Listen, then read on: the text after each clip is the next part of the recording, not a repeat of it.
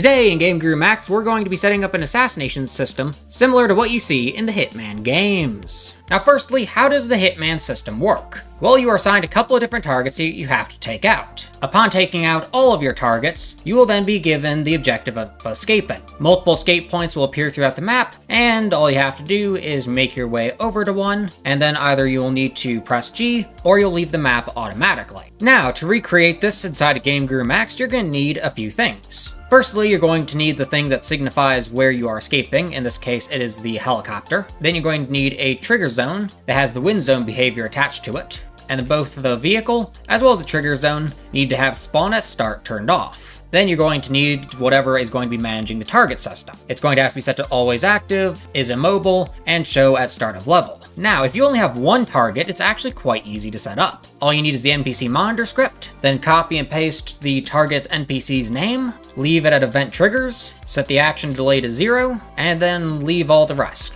And then all you need to do is attach the barrel to both the trigger and also the helicopter. And now when we spawn on in, nothing is here. But upon taking out the target, the helicopter spawns on in, and when we approach it, the game completes. Now, what if you wanted more than one target though? What if you wanted 2 or even 3? Well, for the thing that controls the spawning of all your escape points, you're going to want to set it to a global activator. Set the activator type to single use, trigger delay is 0, and the trigger value is going to be the number of targets that you have. Then go into your HUD and add a user-defined global. Set it to a custom value, fill out what you want the value to be, and then hit enter so that way it saves. Make sure that value is 0 right here. Then take a super small item such as a key and shrink it down even smaller. Give it the global modifier behavior. Remove the text. Set the modifier level to 1, pick up range to something absurd, have the user global affected be the one that you created, and make sure that it adds and doesn't subtract. Then turn off show at start of level, set to always active, and also set to is collectible. Now for each of your targets, you want them to be able to drop loot. So you're going to assign each one of them the key that you just set up.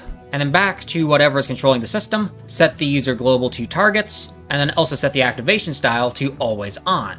So now, when we spawn on in, there's nothing here. Upon taking out the first target, nothing happens. Upon taking out the second target, nothing happens. But when the third one goes down, the helicopter spawns on in. Now, just to show you again that this works, we're going to go in the opposite direction. So he goes down, nothing happens. Second one goes down, nothing happens. Third one goes down, and the helicopter spawns on in. Now, if you want to remove the number in the right-hand corner of my screen, all you have to do is go on into your HUD and hide the text. So that way now you don't have the number of how many targets you have eliminated on your screen. Anyway, I hope you guys enjoyed the video. If you did, be sure to smash the like button and subscribe for more content like this. Also, go check out my Discord server as well as my Patreon. Links to both those in the description below. But anyway, I hope you guys enjoyed the video and hope you enjoy the rest of your day.